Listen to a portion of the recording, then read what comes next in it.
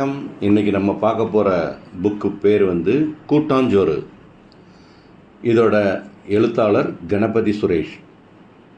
இளைய தலைமுறைக்கான இனிய விருந்து அப்படின்னு சப்டைட்டில் கொடுத்துருக்கிறாரு. அவர் பார்த்த, படித்த, ரசித்த பயனுள்ள தகவல்கள் 60 தொகுப்பு. நூலாசிரியர் பேசிக்காக மெரைன் இன்ஜினியர், இப்போ வழக்கறிஞராக பணிபுரிந்து கொண்டிருக்கிறார். மேலும் இயற்கை விவசாயத்தில் ஆர்வம் உள்ளவர்.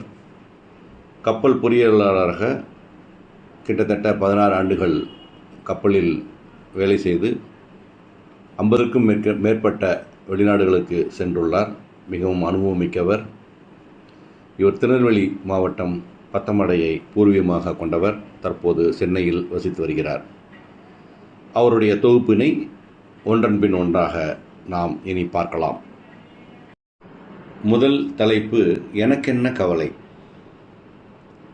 ஒரு பண்ணையில் வாழ்ந்து வந்த ஒரு சிறிய எலி ஒரு நாள் சுவரில் இருந்த ஓட்டை வழியே வீட்டுக்குள் நுழைய முயன்ற போது அந்த வீட்டின் உரிமையாளர்கள், விவசாயியும் அவருடைய மனைவியும் ஒரு பொட்டலத்தை பிரித்து கொண்டிருந்தார்கள்.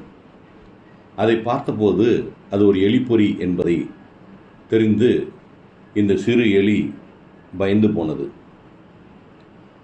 பண்ணைக்கு ஓடி சென்ற எலி அங்கிருந்த அனைத்து விலங்கினமும் அந்த பண்ணை வீட்டில் ஒரு எலிப்பொறி இருக்கிறது என்று கூறியது. தலையை உயர்த்தி பார்த்த கோழி, எலியே, அந்த பொறி உனக்கு தான் மிகுந்த கவலை அளிப்பதாகும். ஆனால் அதை பற்றி எனக்கு எந்த அச்சமும் இல்லை, அதை பற்றி நான் கவலைப்பட தேவையில்லை என்று கூறியது. எலி ஆட்டிடம் ஓடி சென்று புலம்பியது. அதுவும், எலியே, மன்னிக்கவும், இந்த பொறியை பற்றி எனக்கு எந்த கவலையும் இல்லை என கூறியது. பின்னர் எலி காளை மாட்டிடம் சென்று கூறியது, எலியே, உனக்கு ஏதோ ஒரு பிரச்சனை இருக்கிறது என்று போலிருக்கிறது, ஆனால் அதை பற்றி எனக்கு எந்த கவலையும் இல்லை என்று கூறியது. அதன் பின் தலையை தொங்க போட்டுக்கொண்டே வெறுப்புடன் வலைக்கு திரும்பி வந்த எலி, யாரும் உனக்கு உதவ மாட்டேன் என்கிறார்களே, எனது தடுமாற்றம் பற்றி அவர்களுக்கு எந்த கவலையும் இல்லையே என்று அது எண்ணியது. அந்த பொறியை தான் மட்டுமே எதிர்கொள்ள வேண்டும் என்பதை அது அறிந்திருந்தது. அன்று இரவு அந்த பொறியில் ஒரு இரை சிக்கிக்கொண்ட ஒலி அந்த வீடு முழுவதும் கேட்டது. பொறியில் என்ன சிக்கியிருக்கிறது என்று பார்க்க விவசாயியின் மனைவி இருட்டில் ஓடினாள். பொறியில் சிக்கிக்கொண்டது ஒரு நச்சு பாம்பு என்பதை அவளால் பார்க்க முடியவில்லை. பாம்பின் வால் பொறியில் சிக்கிக் கொண்டிருந்தது. அந்த பாம்பு விவசாயியின் மனைவியை கொத்திவிட்டது. விவசாயியின் மனைவிக்கு கடும் காய்ச்சல் ஏற்பட்டது. அதை பார்க்க வந்த மருத்துவர், கோழி சூப் ஒன்றுதான் இதற்கு மருந்து என்று கூறிவிட்டார். விவசாயி என்ன செய்தான் என்றால், அந்த கோழி இருந்தது அல்லவா, அதை எடுத்துக்கொண்டு அறுத்து சூப் வைத்து மனைவிற்கு கொடுத்தார். ஆனாலும் மனைவிக்கு நோய் கூடிக்கொண்டே இருந்தது. அக்கம் பக்கத்தில் இருந்தவர்கள், நண்பர்கள் ஒரு முறை வைத்துக்கொண்டு வீட்டுக்கு அவருடன் ஒரு நாள் முழுவதும் இருந்தனர். அவர்களுக்கு உணவு அளிக்க வேண்டும் என்பதை உணர்ந்த விவசாயி ஆட்டை வெட்டி விருந்து படைத்தார். அவர் மனைவிக்கு குணமாகாமல் இறந்து விட்டார். அவரது இறுதி யாத்திரைக்கு பல நண்பர்கள், உறவினர்கள் வந்திருந்தனர். அவர்களுக்கு உணவளிக்க காளையை விவசாயி கொன்றார். இதிலிருந்து என்ன தெரிகிறது என்றால், அடுத்த முறை நம்மில் ஒருவருக்கு ஒரு பிரச்சனை வருகிறது என்றால் அதை பற்றி நமக்கு கவலை இல்லை என்று கருதாதீர்கள். நம்மில் யார் ஒருவர் ஆபத்தில் இருந்தாலும் நம் அனைவருக்குமே ஆபத்து இருக்கிறது என்றதை நினைவில் கொள்ளுங்கள். இதுதான் அவரோட முதல் கதை. பார்ட் 2. இதன் தலைப்பு, எதற்கும் உண்டு மறுபக்கம். நான் பத்திரிகையை படித்துக் கொண்டிருந்த போது எனது மகன் கவனத்தை அவ்வப்போது சிதறடித்துக் கொண்டிருந்தான். அவன் என்னை தொந்தரவு செய்யாமல் இருக்க வேண்டும் என்பதற்காக உலக படம் வைத்திருந்த ஒரு பக்கத்தை துண்டு துண்டாக கிழித்து அவன் கையில் கொடுத்து அவற்றை எல்லாம் ஒன்று சேர்க்கும் உருப்படியான வேலையை ஒப்படைத்தேன். 2 மணி நேரத்திற்கு பிரச்சனை இல்லை என்ற நிம்மதியுடன் பேப்பரை தொடர்ந்து படிக்க ஆரம்பித்தேன். ஆனால் என் மகனோ அரை மணி நேரத்தில் அந்த உலகப்படத்தை சரி செய்து கொண்டு கொடுத்தான். இவ்வளவு விரைவில் இந்த வேலையை உன்னால் எப்படி செய்ய முடிந்தது என்று கேட்டபோது, அப்பா, அந்த காகிதத்தின் மறுபக்கத்தில் ரஜினிகாந்த் படம் இருந்தது. அந்த படத்தை சரி செய்தேன், உலக படம் சரியாகிவிட்டது என்று கூறிவிட்டு மகிழ்ச்சியோடு நண்பர்களுக்கு காட்ட வீட்டை விட்டு வெளியே ஓடிவிட்டான். நான் வியந்து விக்கித்து நின்றேன். இந்த உலகில் நாம் பெறும் அனுபவங்கள் எதுவாக இருந்தாலும் அதற்கு மற்றொரு பக்கம் இருக்கவே செய்யும். இதிலிருந்து கிடைக்கும் மற்றொரு மறைமுகமான பாடம், ஒரு சவாலையோ அதன் புதிரான சூழ்நிலையையோ நாம் எதிர்கொள்ளும் போது அதன் மறுபக்கத்தையும் பார்க்க வேண்டும். அப்படி பார்த்தால் அந்த பிரச்சனைக்கு தீர்க்க ஒரு எளிய வழி இருக்கவே செய்யும். வாழ்க்கையில் எப்போதும் ஒரு ஆக்கப்பூர்வமான மனப்பான்மையை கொண்டிருங்கள். செயல்படாமல் நின்று போகும் கடிகாரம் கூட தினம் 2 முறை சரியான மணியை காட்டுகிறது என்பதை புரிந்து கொள்ளுங்கள். பார்ட் 3. இறைவனின் ஒப்பீடு.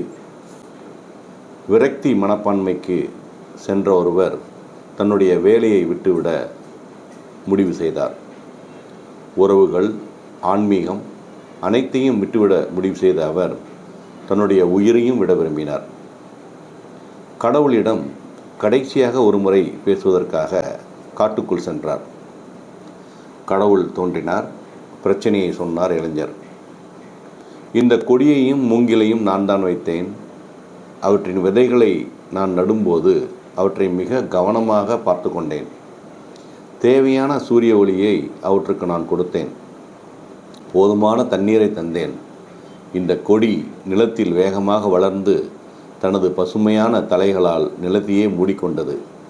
ஆனால் மூங்கில் விதை விளைத்து முளைத்து வரவில்லை என்று கடவுள் கூறினார். என்றாலும் நான் மூங்கிலை பற்றி நம்பிக்கையை கைவிடவில்லை. 2வது ஆண்டில் அந்த கொடி மேலும் வேகமாக வளர்ந்து பரவியது. அப்பொழுதும் மூங்கிலை பற்றிய நம்பிக்கையை கைவிட்டு விடவில்லை. அடுத்த 5 ஆண்டுகளிலும் அது முளைத்து வரவில்லை.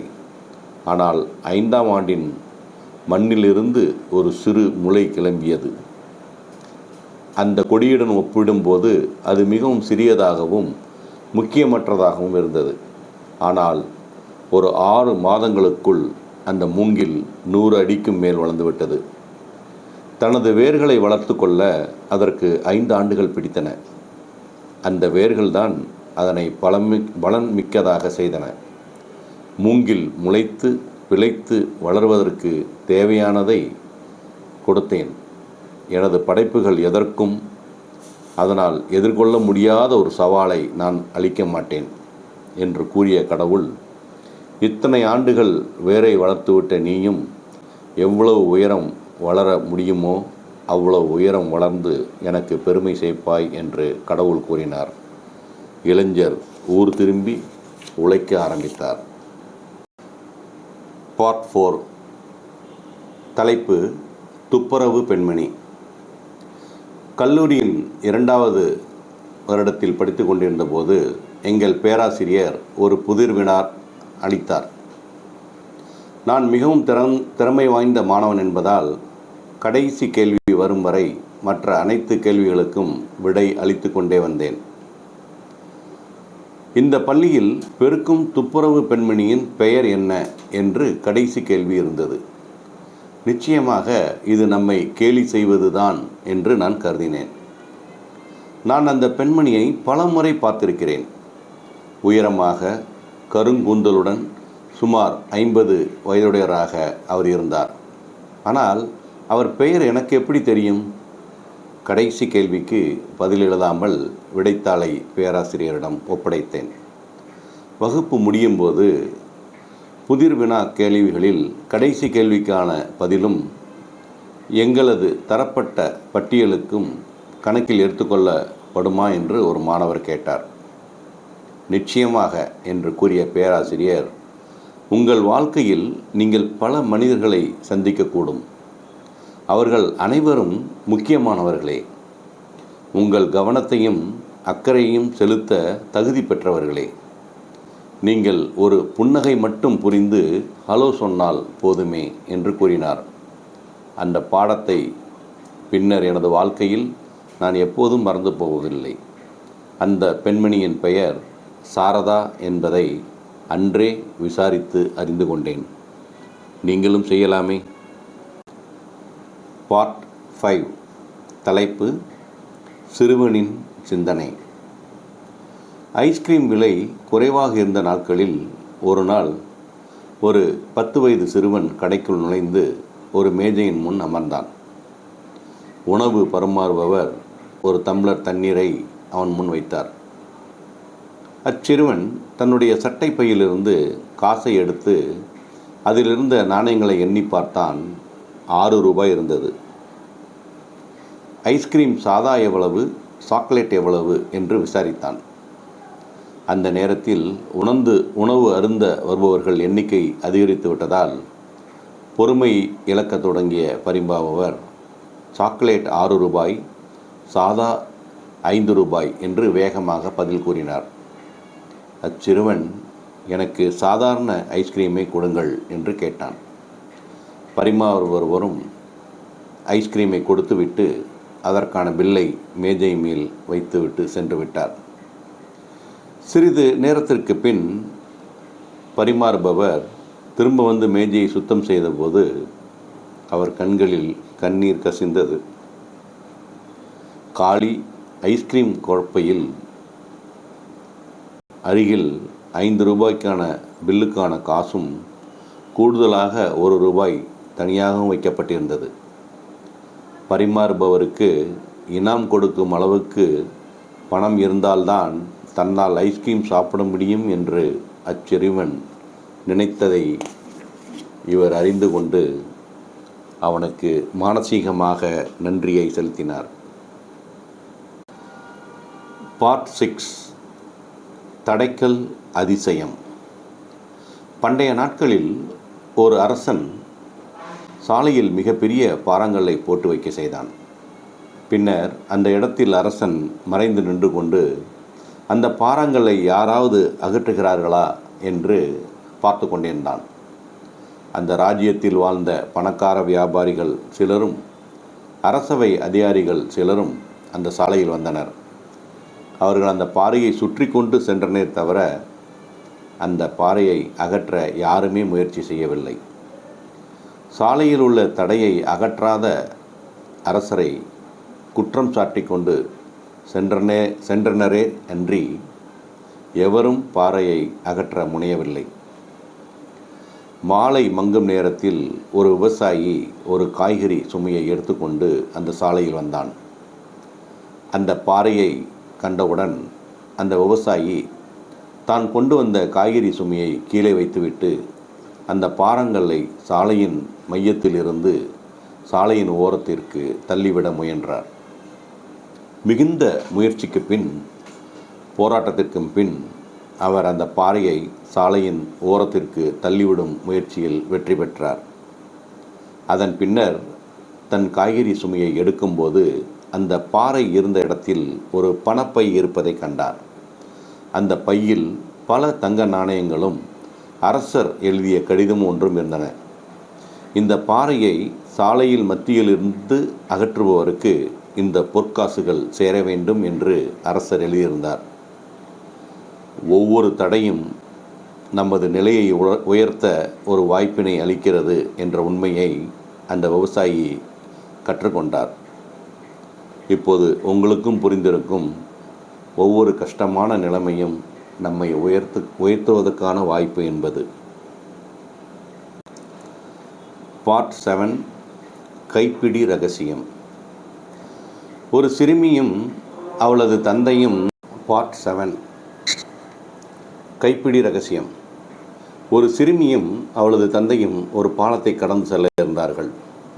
சிறுமியை பற்றிய பயம் கொண்ட தந்தை தனது கையை பிடித்து கொள்ளுமாறு மகளை கேட்டார். அதற்கு அந்த சிறுமி, வேண்டாம் அப்பா, நீங்கள் என் கையை பிடித்து கொள்ளுங்கள் என்று கூறினாள். தந்தையோ, இதில் என்ன வேறுபாடு இருக்கிறது என்று மகளிடம் கேட்டார். அதில் தான் பெரிய வேறுபாடு இருக்கிறது தந்தையே. நான் உங்கள் கையை பிடித்து கொண்டிருக்கும் போது எனக்கு ஏதாவது நேர்ந்தால் ஒருவேளை நான் உங்கள் கையை விட்டுவிடக்கூடும். ஆனால் நீங்கள் என் கையை பிடித்து கொண்டிருக்கும் போது எனக்கு என்ன நேர்ந்தாலும் என் கையை நீங்கள் விட்டுவிட மாட்டீர்கள் என்று மகள் பதிலளித்தாள். எந்த ஒரு உறவு முறையிலும் நம்பிக்கையின் சாரம் என்பது அதன் கட்டுப்பாட்டில் இருப்பதில்லை, அதன் பந்த பாசம் அல்லது நேசம் இருப்பதே ஆகும். எனவே உங்கள் நேசிப்பவர் உங்கள் கையை பிடித்து கொள்வதற்கு பதிலாக அவரின் கையை நீங்கள் பிடித்து கொள்ளுங்கள். பார்ட் 8. வம்பு பேச்சு. கிரேக்க அறிஞர் சாக்ரட்டிஸ் அவரது பேரறிவுக்காக பெரிதும் புகழப்பட்டவர். ஒரு நாள் அந்த மாபெரும் தத்துவஞானி நடந்து கொண்டிருக்கும் போது மிகுந்த பதற்றத்துடன் எதிர்பட்ட ஒருவர், சாக்ரட்டிஸ், உங்கள் மாணவன் ஒருவனை பற்றி அண்மையில் ஒரு விஷயம் கேள்விப்பட்டேன் தெரியுமா என்று கேட்டார். ஒரு நிமிடம் நில்லுங்கள். நீங்கள் கேள்விப்பட்டதை கூறும் முன் நான் 3 கேள்விகளை கேட்பேன். முதல் சோதனை உண்மை சோதனையாகும். நீங்கள் என்னிடம் கூற நினைப்பது முற்றிலும் உண்மையானது என்பதை நீங்கள் உறுதிப்படுத்தி கொண்டீர்களா என்று சாக்ரட்டிஸ் கேட்டார்.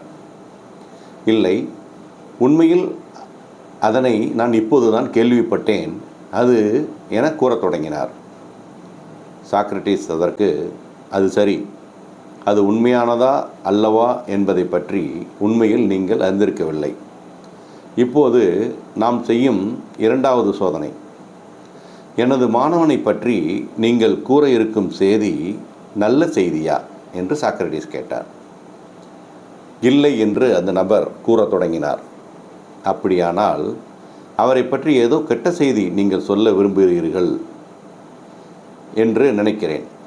இப்போது பயன்பாட்டுள்ளதா என 3வது சோதனையை பார்ப்போம். எனது மாணவனை பற்றி என்னிடம் நீங்கள் கூற விரும்புவது எந்த விதத்திலாவது எனக்கோ உங்களுக்கோ பயன் தரக்கூடியதா என்று சாக்ரட்டிஸ் கேட்டார். இல்லை, உண்மையில் என்று அவர் சொல்ல முற்பட்டார். அப்போது சாக்ரட்டிஸ், நல்லது, உண்மை அல்லாத, நல்லது செய்யாத, பயனற்ற ஒரு செய்தியை கேட்க நான் ஏன் நேரம் செலவிட வேண்டும் என்று கேட்டு அந்த இடத்தை விட்டு நகர்ந்து சென்றார். இதனால்தான் அவர் சாக்ரட்டிஸ் என்ற மாபெரும் தத்துவ ஞானி என்ற உயர்ந்த நிலையில் வைத்து போற்றப்படுகிறார். நாமும் அந்த வழியை பின்பற்றலாமே. பார்ட் 9. சிந்தித்து செயல்படு. ஒரு வீட்டில் மராமத்து பணிகளுக்காக ஆணிகளை பிடுங்கி சுத்தம் செய்து கொண்டிருந்தார் ஒருவர். கீழே கிடந்த பயனற்ற ஆணியை எடுத்து விலை உயர்ந்த புதிய காரில் அவருடைய 3 வயது மகன் ஆணியால் கீறிக்கொண்டிருப்பதை கண்டு அதிர்ச்சி அடைந்தார். அளவில்லாத கோபத்தில் தனது கையில் இருந்த ஒரு சுத்தியினால் அவன் தலையில் ஓங்கி ஒரு போடு போட்டார். ஆனால் அடுத்த நிமிடமே மகனின் துடிப்பை கண்டு பதறிய தந்தை அவனை மருத்துவரிடம் தூக்கி கொண்டு ஓடினார். பையனின் விரல்களை ஒன்று சேர்க்க பல வழிகளிலும் மருத்துவர் முயன்றார். முடியவில்லை.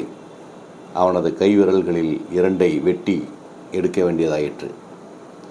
மயக்கத்திலிருந்து விழித்து எழுந்த சிறுவன் தனது தந்தையிடம், நமது காரில் கிறுக்கியதற்காக நான் வருந்துகிறேன் என்று கூறினான். பின்னர் எனக்கு கைவிரல்கள் எப்போது வளரும் என்று கேட்டான். வீட்டுக்கு சென்ற தந்தை காரை கவனித்தார். காரின் மறுபுறத்தில் எனது தந்தையை நான் நேசிக்கின்றேன் என்று மகன் கிறுக்கலாக எழுதியிருப்பதை பார்த்து கதறி அழுதார். அடுத்த முறை உங்கள் வீட்டு சிறுவர்கள் ஏதேனும் தவறு செய்துவிட்டால் அவர்களுக்கு தண்டனை அளிப்பதற்கு முன்பு இந்த கதையை நினைத்து பார்க்கவும். நீங்கள் நேசிக்கும் ஒருவர் மீது கோபம் கொண்டு தண்டனை அளிப்பதற்கு முன் சற்று நிதானமாக சிந்தித்து பார்க்கவும். மனிதர்கள் தவறு செய்யக்கூடியவர்களே. தவறு செய்ய நாம் அனுமதிக்கப்பட்டிருக்கிறோம். ஆனால் கோபத்தில் இருக்கும்போது நாம் செய்யும் செயல்கள் நம்மை நம் வாழ்நாள் முழுவதும் வாட்டிக்கொண்டே இருக்கும். எதனையும் புரிந்து கொள்பவர்களாகவும் எவரையும் நேசிப்பவராகவும் இருங்கள். பார்ட் 10. மனத்தடை.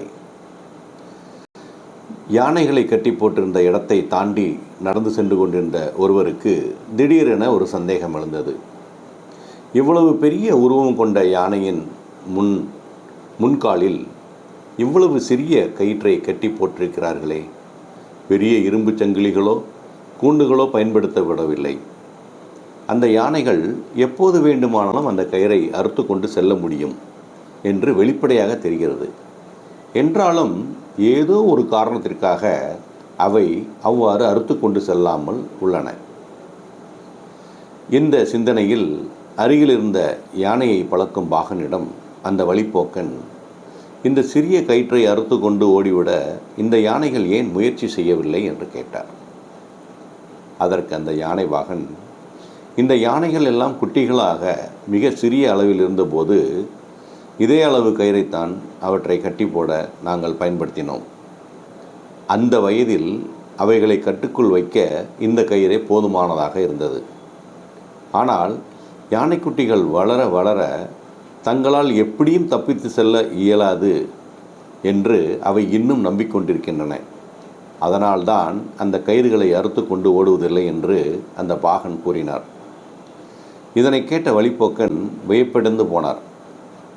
இந்த யானைகளைப் போலவே இதற்கு முன்பு நாம் தோல்வி அடைந்து விட்டோம் என்பதாலேயே நாம் இதனை எப்போதுமே செய்ய முடியாது என்ற அவநம்பிக்கையில் நமது வாழ்க்கையை ஓட்டிக்கொண்டிருப்பவர்கள் நம்மில் எத்தனை பேர் இருக்கிறோம் தெரியுமா?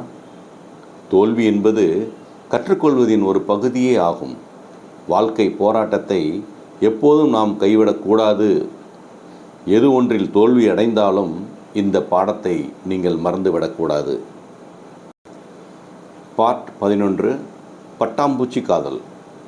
2 பட்டாம்பூச்சிகள் காதல் கொண்டிருந்தன. ஒரு நாள் கண்ணாமூச்சி விளையாட அவை முடிவு செய்தன. விளையாட்டின் போது ஆண் பட்டாம்பூச்சி நமக்குள் ஒரு பந்தயம் வைத்து கொள்ளலாம் என்றது. அதற்கு அந்த பெண் பட்டாம்பூச்சி சரி என்னது. நாளை காலையில் யார் முதலில் இந்த மலரில் உட்காருகிறார்களோ அவர்கள் மற்றவரை அதிகமாக நேசிப்பவர் என்று அர்த்தம் என்று ஆண் பூச்சி கூறியது. அதற்கு பெண் பூச்சி சரி என்றது. அடுத்த நாள் அந்த ஆண் பட்டாம்பூச்சி பூ மலரட்டும் என்று காத்து கொண்டிருந்தது. மலர்ந்தவுடன் பெண் பட்டாம்பூச்சிக்கு முன்னால் தான் அதில் உட்கார்ந்து கொள்ளலாம் என்று அது நினைத்தது. இறுதியில் அந்த பூ மலர்ந்தது. ஆனால் ஆண் பட்டாம்பூச்சி அதில் கண்டது என்ன? அந்த பெண் பட்டாம்பூச்சி மலரின் உள்ளேயே இறந்து கிடந்தது. விடியற்காலையில் அவனை பார்க்கும்போது அந்த மலரில் உட்கார்ந்திருக்க வேண்டும். அங்கிருந்து பறந்து சென்று அவனை எந்த அளவுக்கு நான் நேசிக்கின்றேன் என்று சொல்ல வேண்டும் என்பதற்காக அந்த பெண் பட்டாம்பூச்சி இரவு முழுவதும் அங்கேயே இருந்திருக்கிறது. இதுதான் உண்மையான காதல். பார்ட் 12. ஆக்கப்பூர்வமான சிந்தனை. ஒரு கேள்விக்கு ஒரு தவறான விடையையே நீங்கள் கூறப்போகிறீர்கள் என்பதற்கான 100% சவால் இது. மலைப்பகுதி ஒன்றிற்கு ஒரு கணவனும் மனைவியும் பேருந்தில் ஒரு முறை பயணம் செய்து கொண்டிருந்தனர். ஏதாவது ஒரு இடத்தில் இறங்கிக் கொள்வது என்று அவர்கள் முடிவு செய்திருந்தனர். அந்த தம்பதிகள் பேருந்திலிருந்து ஒரு இடத்தில் இறங்கிக் கொண்டனர். அந்த பேருந்து பயணத்தை தொடர்ந்தது. பேருந்து சென்று கொண்டிருந்த போது மலையில் இருந்து ஒரு பெரிய பாறை புரண்டு பேருந்தை நொறுக்கி அதிலிருந்த அனைவரும் விபத்தில் மரணமடைந்தனர். இந்த செய்தியை கேள்விப்பட்ட அந்த பேருந்திலிருந்து இறங்கிய தம்பதியர்கள், நாமும் அந்த பேருந்திலேயே இருந்திருக்க வேண்டும் என்றுதான் விரும்புகிறேன் என்று கூறினார். அவர்கள் அவ்வாறு ஏன் கூறினீர்கள் என்று உங்களுக்கு தெரியுமா? நிதானமாக சிந்தித்து பாருங்கள். அதற்கான விடை, பேருந்தில் இருந்து இறங்கிக் கொள்ளும் முடிவு செய்யாமல் அந்த கணவனும் மனைவியும் அந்த பேருந்திலேயே தொடர்ந்து பயணம் செய்திருந்தால் விபத்து நடந்த இடத்திற்கு சற்று முன்னாலேயே பேருந்து சென்றிருக்கும். பேருந்து அந்த இடத்தை கடந்த பிறகே அந்த பாறை விழுந்திருக்கும். வாழ்க்கையில் எப்போதுமே ஆக்கப்பூர்வமாக சிந்திக்க வேண்டும். பார்ட் 13. கற்பூத கழுதை. ஒரு நாள் விவசாயியின் கழுதை தூர்ந்த கிணற்றில் விழுந்துவிட்டது. பல மணி நேரமாக அந்த கழுதை பரிதாபமாக கதறிக்கொண்டிருந்தது. அந்த கழுதைக்கு வயதாகிவிட்டது என்பதாலும் அதனை கிணற்றிலிருந்து எடுத்து காப்பாற்றினாலும் அதன் பயன்படக்கூடியது அல்ல என்பதால் அந்த கிணற்றையே மூடிவிடலாம் என்று விவசாயி முடிவு செய்தார். கிணற்றை மூடுவதற்காக தனக்கு உதவி செய்யும்படி அண்டை அயலாரை அந்த விவசாயி அழைத்தார். அவர்களும் ஆளுக்கு ஒரு மண்வெட்டியை எடுத்துக்கொண்டு மண்ணை வெட்டி கிணற்றில் கொட்டி கொண்டிருந்தனர். என்ன நடக்கிறது என்பதை புரிந்து கொண்ட அந்த கழுதை முதலில் அழுதது. பின்னர் அது அழுவதை நிறுத்திவிட்டு அமைதியாகிவிட்டது. அந்த விவசாயி என்ன சத்தத்தையே காணும் என கிணற்றில் எட்டி பார்த்தபோது மிகவும் வியப்படைந்தார். தன் மீது கொட்டப்பட்ட மண்ணை எல்லாம் கழுதை உதறி தள்ளிவிட்டு அந்த மண்ணையே படிக்கட்டாக வைத்து கொண்டு சிறிது சிறிதாக கிணற்றுக்கு மேலே வந்து கொண்டிருந்தது. விரைவில் அந்த கழுதை கிணற்றின் விளிம்பிற்கு வந்து சேர்ந்தவுடன் கிணற்றிலிருந்து மேலே ஏறி கரைக்கும் வந்துவிட்டது. அதை கண்டு அனைவரும் வியப்படைந்தனர். இவ்வாறுதான் வாழ்க்கையில் உங்கள் மீது மண்ணையும் புழுதியையும் வாரி கொட்டி கொண்டுதான் இருக்கும். இதில் உள்ள தந்திரம் என்னவென்றால், அந்த மண்ணுக்குள் புதைந்து போய்விடாமல் வாழ்க்கையில் படிப்படியாக மேலே ஏறி முன்னேற்றம் பெறுவதுதான் முக்கியம். முயற்சியை கைவிடாமல் தொடர்ந்து நீங்கள் சந்திக்கும் எதிர்மறையான நிகழ்வுகள் உங்களை மிகப்பெரிய உயரத்திற்கு எடுத்து செல்லும். வாழ்த்துக்கள். பார்ட் 14 வாழ்க்கை படகு. ஒரு குருவும் சீடனும் ஒரு படகில் ஆற்றில் சென்று கொண்டிருந்தனர்.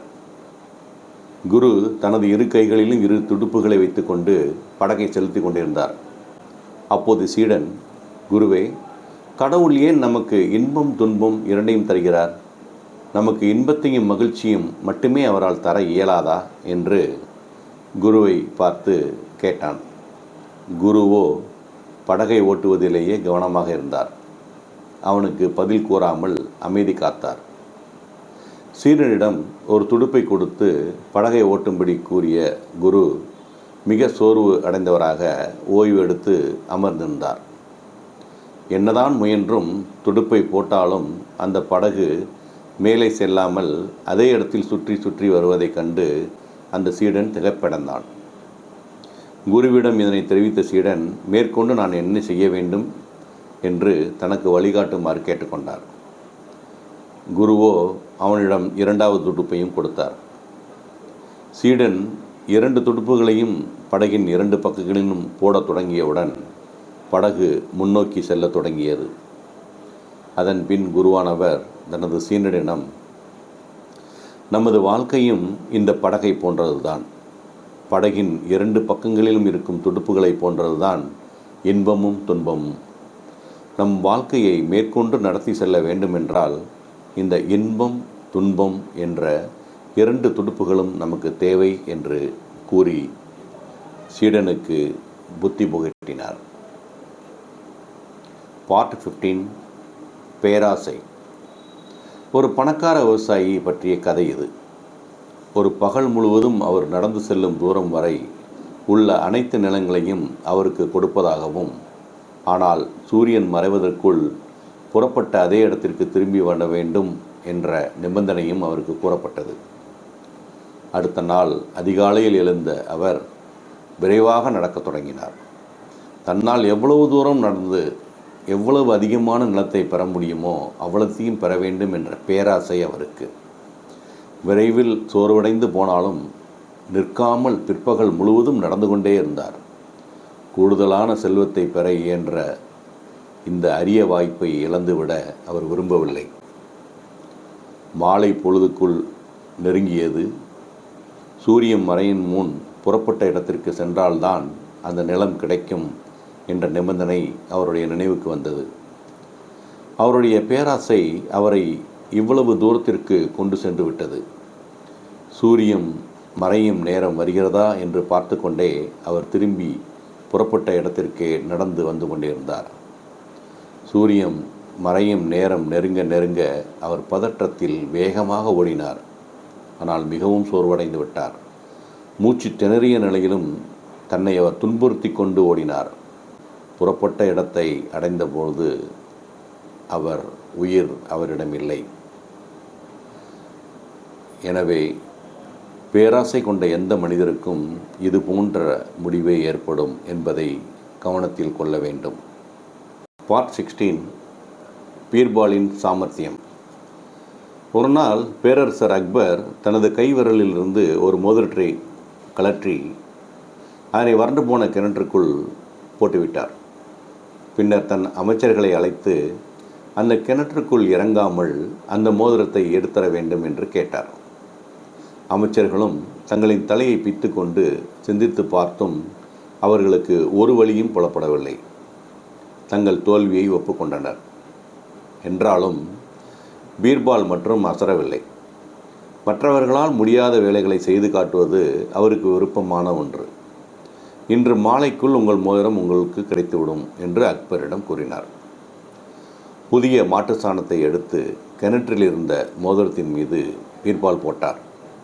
மோதிரத்தின் மீது சாணம் விழுந்துவிட்டது என்பதை உறுதி செய்து கொண்ட பின்னர் ஒரு நீளமான கயிற்றை எடுத்து அதன் ஒரு முனையில் கல் ஒன்றை கட்டி அடுத்த முனையை தன் கையில் பிடித்து கொண்டு அந்த கல்லை கிணற்றில் இருந்த சாணத்தின் மீது எறிந்தார்.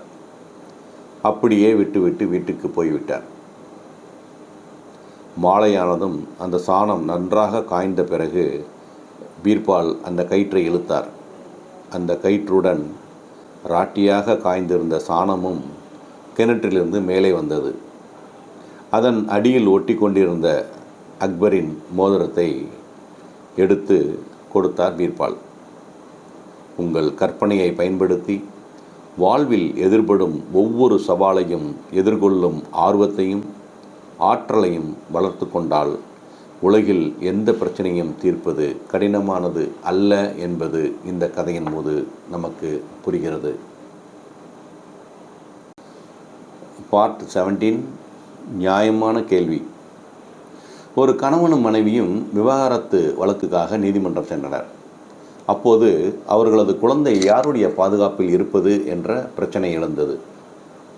மனைவி, கணம் நீதிபதி அவர்களே, மிகுந்த வலியும் வேதனையுடன் பட்டு அந்த குழந்தையை நான் தான் இந்த உலகத்திற்கு கொண்டு வந்தேன். எனவே குழந்தை எனது பாதுகாப்பில் தான் இருக்க வேண்டும் என்று வாதாடினாள். கணவன் பக்கம் திரும்பிய நீதிபதி, உனது உரிமையை பாதுகாத்து கொள்ள நீ என்ன சொல்லுகிறாய் என்று கேட்டார்.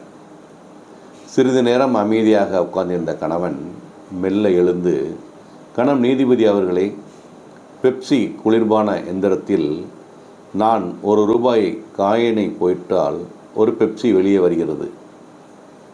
இப்போது அந்த பெப்சி யாருடையது, என்னுடையதா அந்த எந்திரத்தினுடையதா என்று கேட்டான். இது ஒரு நகைச்சுவைக்கான கதை. பார்ட் 19, கசகசா பயங்கரம்.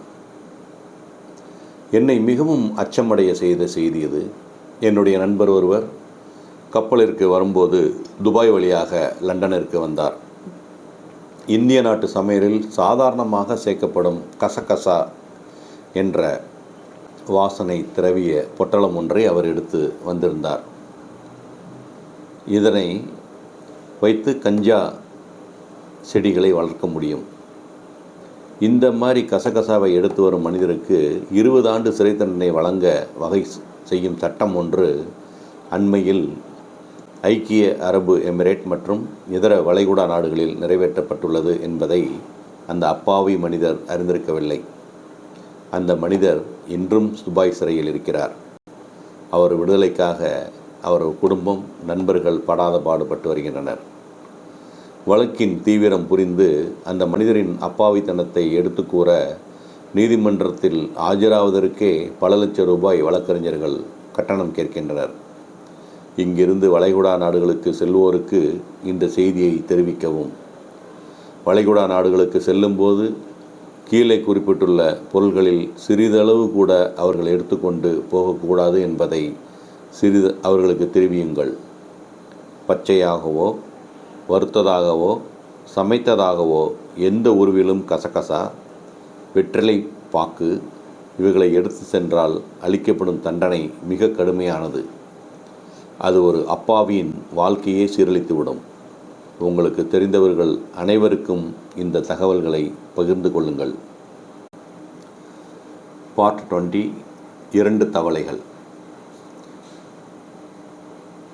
2 தவளைகளில் ஒரு தவளை பருமனானது, மற்றது எலும்பும் தோலுமாக இருப்பது. ஒரு நாள் அவை உணவு தேடிக்கொண்டிருக்கும் போது தவறி ஒரு பால் பாத்திரத்தில் விழுந்துவிட்டன. அந்த பாத்திரம் உட்புறம் வழுக்கலாக இருந்ததால் அதிலிருந்து 2 தவளைகளும் மேலே வர முடியவில்லை. அந்த பாலில் இங்கும் அங்கும் நீந்தி கொண்டே இருந்தன. உடல் பருத்த தவளை மெலிந்த தவளையிடம், தம்பி, இனியும் இப்படி நீந்தி கொண்டிருப்பதால் பயனில்லை. நாம் பாலில் மூழ்கிவிடப் போகிறோம். எனவே நம் முயற்சியை கைவிட்டு விடலாம் என்று கூறியது.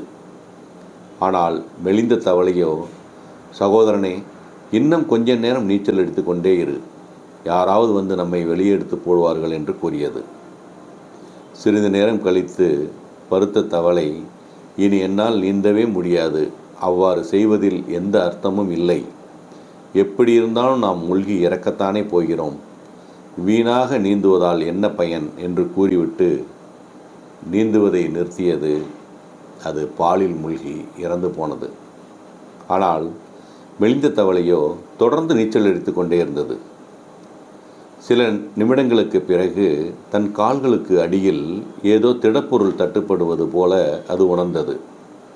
அந்த பால் தவளைகளால் கடையப்பட்டதால் திரண்டிருந்த வெண்ணெயாகும்.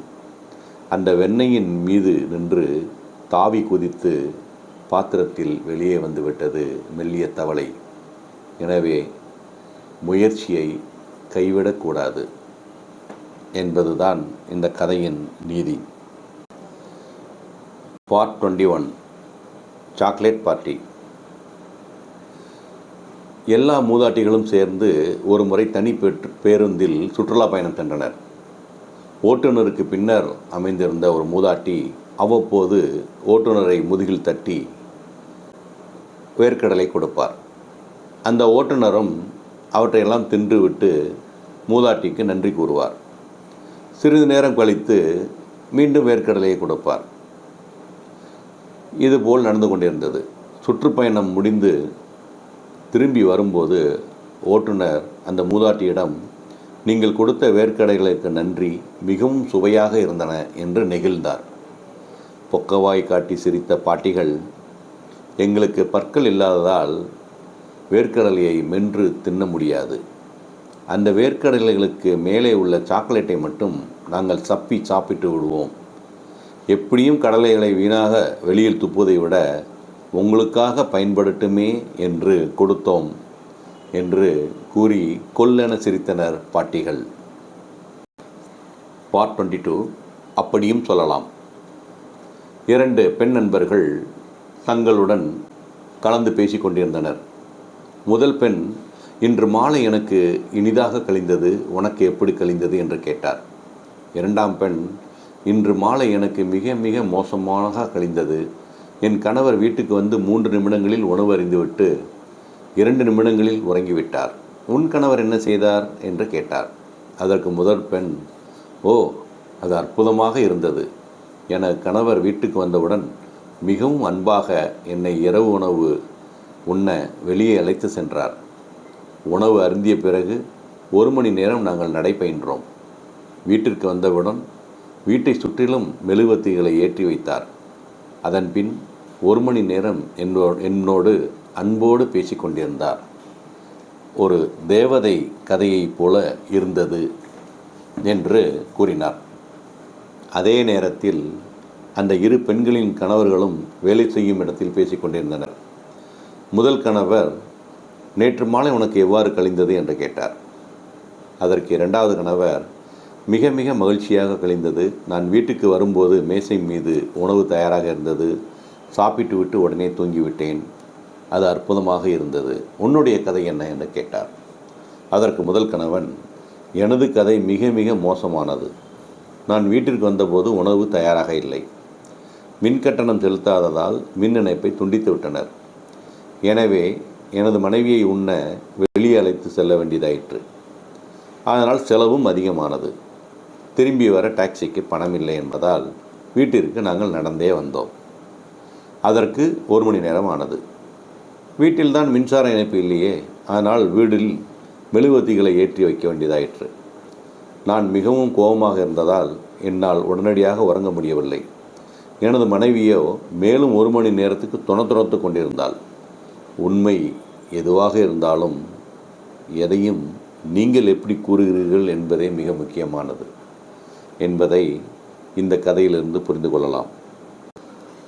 பார்ட் 23 சுய மதிப்பீடு.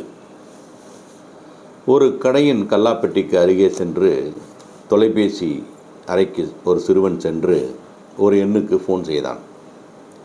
அந்த பையன் பேசுவதை கடைக்காரர் கவனித்து கொண்டிருந்தார். சிறுவன், அம்மா, உங்கள் தோட்டத்தில் புல்வெட்டும் வேலையை எனக்கு தர முடியுமா என்று கேட்டார். பெண்மணி தொலைபேசியின் மறுமுனையில் இருந்து, எங்கள் தோட்டத்தில் புல் வெட்டுவதற்கு ஏற்கனவே ஒருவர் இருக்கிறார் என்று கூறுகிறார். சிறுவன், அம்மா, அவரது கட்டணத்தில் பாதி தொகைக்கு நான் வெட்டி தருகிறேன் என்று கூறுகிறான். அப்போது அந்த பெண்மணி, தற்போது உள்ளவரின் வேலையை பற்றி நான் முழு மனநிறைவுடன் இருக்கிறேன், இப்போதற்கே தேவையில்லை என்று கூறுகிறார். சிறுவன் மிகுந்த அடக்கத்துடன், அம்மா, உங்கள் வீட்டையும் மாடியும் இலவசமாகவே நான் பெருக்குவேன் என்று கூறுகிறான். அந்த பெண்மணி, வேண்டாம், நன்றி என்று கூறியவுடன் முகத்தில் சிரிப்புடன் அந்த சிறுவன் தொலைபேசியை வைத்து விட்டான். இவற்றையெல்லாம் கேட்டுக்கொண்டிருந்த கடை முதலாளி அந்த பையனிடம் பேசினார். மகனே, உன்னுடைய அணுகுமுறை எனக்கு பிடித்திருக்கிறது. உன்னிடம் இருக்கும் ஆக்கப்பூர்வமான உணர்வும் எனக்கு பிடித்திருக்கிறது. உனக்கு நான் ஒரு வேலையை தர விரும்புகிறேன் என்று சொன்னார். அதற்கு அந்த சிறுவன் நன்றி, வேண்டாம் என்றான். ஆனால் நீ தோட்ட வேலை வேண்டும் என்று கெஞ்சி கொண்டிருந்தாயே என்று முதலாளி கேட்டார். அதற்கு அந்த சிறுவன், இல்லை சார், நான் அந்த பெண்மணியிடம்தான் வேலை செய்து கொண்டிருக்கிறேன். எனது வேலை எப்படி இருக்கிறது என்பதை நான் சுய மதிப்பீடு செய்து கொள்வதற்காகவே இவ்வாறு நான் ஃபோனில் அந்த அம்மையாரிடம் கேட்டுக்கொண்டிருந்தேன் என்று கூறினார். ஸோ ஒவ்வொருவரும் சுய மதிப்பீடு செய்வது மிகவும் அவசியம் என்பதை இந்த கதை உணர்த்துகிறது. பார்ட் 24 அலிப்பானும் பெற்றோரும். பென்சிலும் அலிப்பானும் பேசிக்கொண்டிருந்தன. பென்சில், நான் மிகவும் வருந்துகிறேன், மன்னிக்கவும் என்றது. அலிப்பான், நீ எதற்காக மன்னிப்பு கேட்க வேண்டும், நீ எந்த தவறும் செய்யவில்லையே என்று கூறியது. பென்சில் அதற்கு, என்னால் தான் உனக்கு துன்பம் நேர்கிறது. நான் தவறு செய்யும் போதெல்லாம் அதனை அழிக்க நீ எப்போதும் தயாராக இருக்கிறாய். எனது தவறுகளை நீ மறந்து போக செய்யும்போது உன்னில் ஒரு பகுதியை நீ இழந்து விடுகிறாய். வர வர படிப்படியாக ஒவ்வொரு முறையும் நீ சிறியவனாக ஆகிக்கொண்டே வருகிறாய் என்றது. அலிப்பான் அதற்கு, அது உண்மைதான், ஆனால் அதை நான் பொருட்படுத்துவதே இல்லை. இதை செய்யத்தான் நான் உருவாக்கப்பட்டேன். நீ ஏதாவது தவறு செய்யும்போது உனக்கு உதவி செய்யவே நான் உருவாக்கப்பட்டேன் என்றாலும் என்றாவது ஒரு நாள் நான் முழுவதுமாக காணாமல் போய்விடுவேன் என்பதையும் நான் அறிந்துதான் உள்ளேன். நான் போன பிறகு என்னுடைய இடத்தில் வேறு ஒருவன் உனக்கு வருவான். உண்மையில் எனது வேலையை நான் மகிழ்ச்சியுடன் தான் செய்கிறேன். எனவே தயவு செய்து கவலைப்படுவதை நிறுத்திவிட்டு நீ சோகமாயிருப்பதை நான் வெறுக்கிறேன் என்று அலிப்பான் கூறியதாக ஒரு கதை. ஆம் நண்பர்களே, பெற்றோரும் அலிப்பான்களைப் போலவே, குழந்தைகள் பென்சிலைப் போலவே. குழந்தைகள் தவறுகளை திருத்திக் கொண்டு அவர்களுக்காகவே எப்போதும் இருப்பவர்கள் பெற்றோர். தங்கள் குழந்தைகளுக்காக உதவி செய்வதிலேயே அவர்கள் எப்பொழுதும் மகிழ்ச்சி அடைகின்றனர். தங்களின் அன்புக்குரிய குழந்தைகள் கவலைப்படுவதையோ சோகமாக இருப்பதையோ அவர்கள் எப்போதுமே பார்க்க விரும்புவதில்லை. என் வாழ்நாள் முழுவதும் நான் பென்சிலாக இருந்து வந்துள்ளேன். நமது பெற்றோர்கள் நம் மீது கொண்டிருந்த அன்பின் அளவே நாமே பெற்றோர்களாக ஆகாதவரை உண்மையிலேயே தெரிந்து கொள்ளவோ உணரவோ முடியாது. பார்ட் 25 வெற்றியின் ரகசியம். ஒரு மாபெரும் பயணிகள் கப்பலில் இன்ஜின் வேலை செய்யாமல் பழுது ஏற்பட்டது. கப்பலின் முதலாளிகள் பல பொறியியலாளர்களை அழைத்து கப்பலை பழுது பார்க்க சொன்னார்கள். ஆனால் எவரொருவராலும் பழுதை சரி செய்ய முடியவில்லை. எப்படி அதனை சரி செய்வது என்பதை அறிந்திருக்கவும் இல்லை. இறுதியாக சிறு வயது முதல் கப்பல் ஏற்படும் பழுதுகளை சரிபார்க்கும் அனுபவப்பட்ட ஒரு முதியவரை அழைத்து வந்தனர். அவர் ஒரு பெரிய ஜோல்னா பையை கொண்டு வந்திருந்தார். வந்த உடனேயே தன்னுடைய வேலையை கவனிக்க ஆரம்பித்து விட்டார். கப்பல் இன்ஜினை மேலிருந்து கீழ் வரை அவர் மிக உன்னிப்பாக வெகு நேரம் சோதித்து பார்த்தார். பிறகு தன்னுடைய பையிலிருந்து ஒரு சிறு சுத்தியலை எடுத்து கப்பல் இன்ஜினின் ஒரு பகுதி மேல் மெதுவாக தட்டினார். உடனடியாக இன்ஜின் வேலை செய்ய ஆரம்பித்து விட்டது. மீண்டும் தன்னுடைய சுத்தியை பையில் வைத்துக்கொண்டு பில் $10,000 கேட்டு கொடுத்தார். நீங்கள் எதுவுமே செய்யவில்லையே என்று வியப்புடன் கூறிய முதலாளிகள் ஒவ்வொரு வேலைக்குமான தொகை எவ்வளவு என்று பட்டியலிட்டு தருமாறு கேட்டனர். அதற்கு மெக்கானிக்கு கூறிய பதில், சுத்தியலால் இன்ஜினை தட்டியதற்கு $2, எந்த இடத்தில் தட்ட வேண்டும் என்று அறிந்ததற்கு $9,998 என்று டிஸ்கிரிப்ஷன் எழுதி கொடுத்தார். முயற்சி என்பது முக்கியமானது. ஆனால் எங்கே அந்த முயற்சியை மேற்கொள்ள வேண்டும் என்று அறிந்திருப்பதில்தான் வெற்றியின் ரகசியம் இருக்கிறது.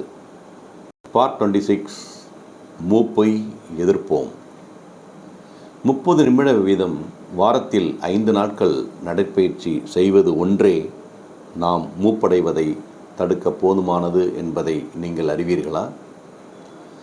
மனித உடலின் செயல்பாட்டை சீரழிக்கும் பல முக்கியமான காரணங்களுள் ஒன்று சர்க்கரை சத்தை உட்கிரகித்து கொள்ளும் ஆற்றல் குறைந்து போவதுதான் என்று பல்கலைக்கழக ஆராய்ச்சியாளர்கள் தெரிவித்துள்ளனர். நடைப்பயிற்சி போன்ற அவசரமின்றி மெதுவாக மேற்கொள்ளப்படும் உடற்பயிற்சி சர்க்கரை சத்தை உட்கிரகித்து கொள்ளும் ஆற்றலை சீராக வைத்துக்கொள்வதில் முக்கிய பங்காற்றுகிறது. வேலை செய்யும் இடத்தில் நீங்கள் உங்கள் நாற்காலியிலேயோ அல்லது கணினியின் முன்போதான் நாள் முழுவதும் உட்கார்ந்திருக்கிறீர்கள். இடையிடையே சிறிது நேரம் எழுந்து நின்று சில சாதாரண உடற்பயிற்சிகளை நீங்கள் செய்ய வேண்டும். மற்றவர்கள் என்ன நினைப்பார்கள் என்று கவலைப்பட வேண்டாம். ஜப்பான் நாட்டு நிறுவனங்களில் இது போன்ற உடற்பயிற்சிகளை பலர் ஒன்றாக சேர்ந்து செய்கின்றனர். 20 நிமிடங்களுக்கு ஒரு முறை ஒரு மணி அடிக்கும். அப்பொழுது அனைவரும் எழுந்து உடலை நீட்டி மடக்கி சில சாதாரண உடற்பயிற்சிகளை செய்வார்கள். அதன் பின் எதுவும் நடக்காதது போல அவர்கள் மறுபடியும் உட்கார்ந்து கொண்டு வேலையை தொடர்கின்றனர். இவ்வாறு செய்யும் தங்கள் பணியாளர்களை அதிக அளவு வேலை செய்வதாக ஜப்பான் நிறுவன மேலாளர்கள் கூறுகின்றனர். ஜப்பான் துறைமுகத்தில் நான் ஒரு நிகழ்ச்சியை நேரில் கண்டேன்.